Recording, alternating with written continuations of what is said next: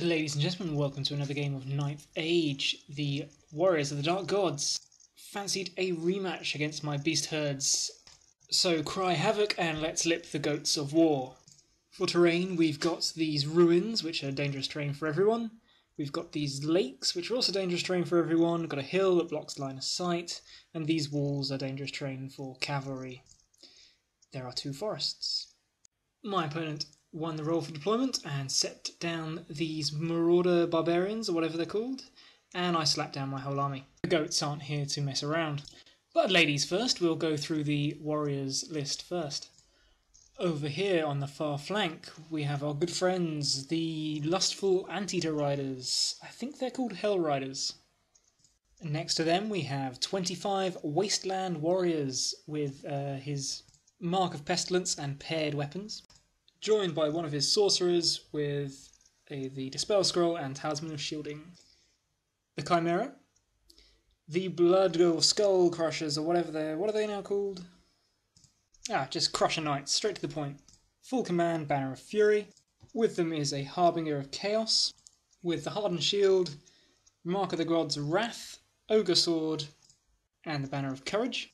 And leading them is Lord Rasmus the Defiler, dressed in the seasonal fashion of the Dragon Scale Helm, the Mark of the Dark Gods' Wrath, Obsidian Sword, Shield, Soul Feeder, and Talisman of Supreme Shielding. Next to them 20 Barbarians, shields and throwing weapons, 12 chosen with great weapons, 10 fallen with the Mark of Wrath. In the goatee corner we have Polkan, the Centaur Chieftain. Yes, that's right, Victor from the Goatlander tournament finally takes to the field. He's pretty much naked apart from his bolt thrower, and I'm looking forward to see what he can do. I have a raiding chariot, and behind them a unit of 5 Minotaurs with additional hand weapons led by a Minotaur warlord who we'll call Heart Attack. He's basically toughness 6 with regen, a 2-up ward against flaming, +2 attacks, and the Crown of Horns, which automatically passes his primal instinct tests. And so does the rest of the unit. Raiding chariot, unit of Minotaurs, this time led by Heartache, the battle standard bearer, kitted out defensively with the Armour of Destiny, a shield, and the Beast Axe. Next to them, you've guessed it, another herd of Minotaurs. Paired weapons, full command, all the Minotaurs have full command. And the army general, Heartbleed, the Minotaur warlord. That's right, 2 warlords in this army. He's got heavy armour, a shield, the Bluffer's Helm, which forces people to re-roll successful wounds against him, which is freaking awesome, a Talisman of Supreme Shielding, and the Sword of Skill, which I reckon I forgot about the entire game, never mind. Lurking at the back is my Shaman, level 1. He's got paired weapons for the hell of it, and then finally a raiding chariot. Looking a bit sparse, you might say? Well, I also happen to have 2 units of 25 Gore. Lurking in ambush, they've both got full command, paired weapons, and the one with the red banner is the Beast Wild Herd banner, or whatever it is that gives them the extra strength. Our lists are built to the new rules, the 0.99 version I think it is, but I'm going to admit I haven't read the new version of the main rules with any kind of discerning eye. Hopefully we played this game right, but I'm going to be honest with you, I'm not going to be reading any more rules until the final version comes out, because life's too short. So, the battle plan. My first objective was to take as few models as I could, because I can't tell you how much I hate taking them all out of the box and putting them all back in. Second, my chariot's going to hit the mid-table. The one in the middle is going to be a bit of a sacrificial lamb, and is going to basically sit in the middle of the table and try to lure his units into charging and exposing themselves to get multiple charged by my Minotaurs. And this makes me a little bit sad, because this should be the Ungor's job, but in the newest version of the rules they're not insignificant. But worst of all, I have to take them in units of about 1 million, and so they no longer make the cut. At least they got to see the table for one game where they weren't completely useless. The other 2 chariots are going to be holding the flanks down, basically slowing up his units, and letting my Minotaurs have lunch undisturbed. Polkan has this great big mutant chicken in his sights, and he's got to put that down fast, because it's a mercy really. And then hopefully my Gore units will come on, or Wild Horns I should say, will come on in and hit his rear like a Vindaloo with extra chili flakes. Let's get to this. So it turns out I don't have a great picture of the first turn, so This chariot moves up to about here, looking this way. This one comes around to this building, looking over here. Polkan slips through this gap, so he's just in range of the chicken. This chariot trundles up as far as it can and kind of points in this direction. I want to lure out those crushers so I can hit them in the flank and the front with at least 2 Minotaur units. And the Minotaurs shuffle up not much to let me do that. The reason why it would be nice to have Ungors is because I could push up the field much further. But to be honest, my opponent doesn't look like he's going to be shy about getting into combat. And the amount of frenzy on this table right now is quite impressive. Hence the name of the video. In the magic phase, I get off the Beast Within on this unit of Minotaurs. I wasn't really expecting the Crusher Knights to make the charge, so and I thought maybe the Chimera could charge Polkan and get through into them, so I put it on these guys. And then Polkan, who is my Centaur Chieftain, for those of you who haven't learnt the names of all my little dollies yet, launches his hunting spear like a pro and gets through the Chimera's regen and does 3 wounds. A very nice start, thank you very much. We go into Warriors turn 1 and things heat up pretty quickly. The Crusher Knights had line of sight just to my chariot, just past the hill. I was gonna flee, but then I worried he'd fail his charge and fall short, be behind the hill, and then we'd have to pussyfoot around it all game. So I stuck. He easily made the charge. My chariot doesn't have a hope in hell, but it means if they win, they'll overrun, hit this unit, and then I'll be able to multi-charge them. To give credit to my opponent, he was intending to have them overrun through this gap, which would have caused me some significant problems, but there was no way to maximise this unit and not hit my Minotaurs, fortunately for me. The Chosen and the Fallen move up around my flank, trying to get in behind my lines, and I'm happy with that, because if things go to plan, that should take them out of the game, basically. The Hell Riders move out over here to taunt my chariot, and the Chimera moves up to toast my annoying Centaur. And I'm liking that position because it means I can charge it and then overrun into the Warriors. So yeah, liking how things are shaping out. The Warriors magic phase didn't go quite so well for me. He put 4 dice into the regeneration spell on the Crusher Knights and only just made the casting, so I rolled 3 dice and failed to beat it. So the Crushers get the regeneration and the Chimera gets an extra point of toughness from the lore attribute. He cast something else, but I failed to stop it, but I can't remember what it was. It probably wasn't that important. The chicken then burns its breath weapon on my Polkan. And this Centaur literally has a magical spear and light armour. But he takes the attack like a pro and takes no damage. Good old toughness 5. After combat, the chariot didn't stand a chance, and the Crushers pile on into my general's unit and have to maximise. Beast Herds turn 2, let the fun begin. So, chariot and battle standard bearer Minotaur units into the flanks. Polkan, the manly motherfucker, charges the Chimera alone. Heart Attack's Minotaurs have got his back. And as these Hell Riders have decided they can't bear the sight of it, this chariot has just wiggled its way up around the building. And it's going to line up a flank charge on those warriors and hopefully combo them with the Minotaurs in the next turn. Yeah, there's a picture of that. Chimera doesn't stand a chance. In the magic phase, my level 1 is not powerful enough to get the Beast Within off on anybody. I was trying to put it on my general's unit. No shooting, so let's get stuck in. We go into this combat first, and our generals go head to head. And Mr. Defiler riding his man-eating tank is not a joke, but having to re-roll successful wounds thanks to my Bluffer's Helm, I take no damage and just pimp slap the guy in return, leaving him on 1 wound, I think. And after combat, oh my goodness, we ate this unit. One of my Minotaurs is on 1 wound, but we didn't actually lose anybody. And I think it's just the General and the Champion left on 1 wound apiece. A weird mix of seriously unlucky attack rolls from my opponent and seriously fluky regens. Prevented them from being wiped out, but in the end, you know, they lost this by a megaton. They broke, my Minotaurs had to chase them down, and chase them down they did. The BSB's unit piling into the Barbarians with my General's unit close on their heels. The chariot just reformed to jeer at the Chosen across the lake. And if that wasn't enough, Polkan, you magnificent bastard.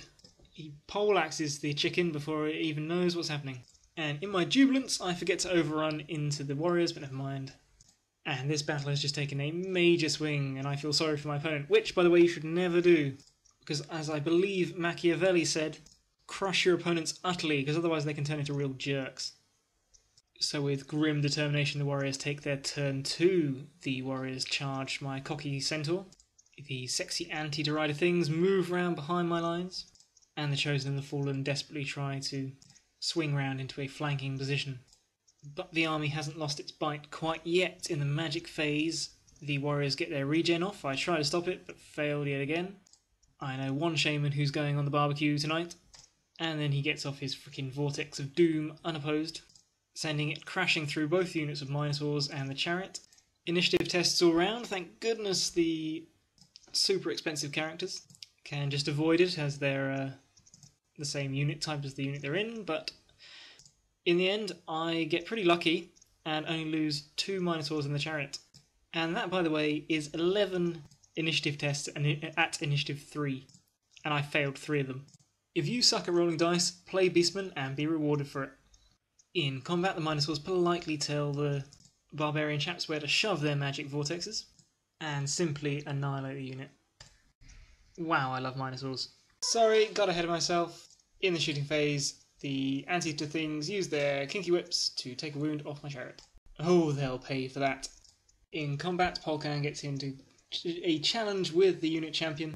To be honest, I had hoped he would live and maybe even win, but these guys aren't pushovers. It was the poison that did for him in the end, though, and Polkan falls after a solid contribution, and the warriors plough headlong into the Minotaurs. And we go into Beast Herd's turn 3. The chariot charges into the flank of the warriors, taking 1 more wound for the dangerous terrain. Oh, and my wild horns, who were too busy dicking around in the woods last turn to turn up, finally make an appearance. And I'm thinking, I've got this game sewn up. I don't even need these guys. The Minotaurs with the battle standard swift reform and move over to get into position to rear charge those warriors in the next turn, and I reckon their numbers up. Over here, I decide to have a bit of fun. I split my general off from his unit, and he wades into the lake right in front of the Chosen and just says, "Come at me, bro." I can see a champion in that unit, and I know he's got to offer a challenge, and I reckon I just pound that guy into the ground. Pretty good chance of breaking the unit, and Heartache gets his share of the glory. Goats for the goat throne. Yeah, come on, show me what you got. Passed his dangerous terrain like a boss, by the way. In the magic phase, he stops my beast within. I was trying to get off on these Minotaurs. And yeah, I'm 5 dicing these spells now, and I still can't beat him. Seriously, when it comes to regen and magic dice, Bernard SR has the skills. In combat, things are pretty brutal, because when it comes to Primal Instinct, I have the skills. And my opponent's attacks must have tanked a bit as well, because I can't believe they didn't do that much damage. In the end, I win by 2 or 3, but the warriors are made of stern stuff and they hold. Over to the warriors, and the Lickitongues charge me in the rear. And I'm actually a bit worried about this. Over here, the Chosen charge my general without a second thought. These guys have been through a rigorous training regime of stubbing their toes on giant ice blocks, and their anger is probably at aneurysm-inducing levels by now. They're so angry that 3 of them forget how to swim and drown. Oh, Heartache, you cunning devil, you've mastered the art of fighting without fighting. The Fallen tried a swift reform but fail. Things really aren't going my opponent's way, and so they just shuffle back a bit out of the Minotaur's charge range. In the magic phase, we get some more regen off on these warriors that I can't stop, and combat gets messy. I think my champion kills his sorcerer after finishing off the warriors champion in the last turn, but between the Hell Riders and the warriors, mainly the warriors if I'm honest, we basically have the standard Bearer Minotaur with 1 wound left. They even put some wounds, or a wound, on my Minotaur Warlord. Oh, and that dice is telling me that the sorcerer isn't dead, it's just got 1 wound left. But yeah, with the warriors with their regen up and my number of attacks back falling drastically, it was a bit worrying until Heart Attack cleared out the whole of the Hell Rider unit by himself. In the end, we draw combat, and my Minotaurs look like they're going to be needing help pretty soon. But over here in the lake, what the flick? So my Warlord gets into a challenge with the champion. Thanks to the Bluffer's Helm, his champion's attacks just bounce off. But I'm out of my BSB's range, and for the first time this game I fail my primal instinct, and then proceed to completely and utterly flub. In the end I managed to do exactly 1 wound to the champion, killing him, hooray! But he's got a rank and a charge, I lose by 1. Oh, sorry, and a standard bearer, I lose by 2. I don't have a reroll, I fail my leadership test, and my general runs like 4 inches, and gets trampled by these angry madmen. Small consolation that another 2 drown in the dangerous terrain. Gods damn it. I joked whilst we were playing this game that, it's like playing elves with all the rerolls. But in all seriousness, I really need them. I had a lot of good attack rolls in this game, I can't lie. But without the rerolls, my goats might as well have been hitting things with cushions. However, let's be fair, it's about time something went my opponent's way. Oh, let's do Beast Herd's turn 4. Minosaurs charge the Chaos Warriors. Goats charge the Chosen and lose the back rank to the pool.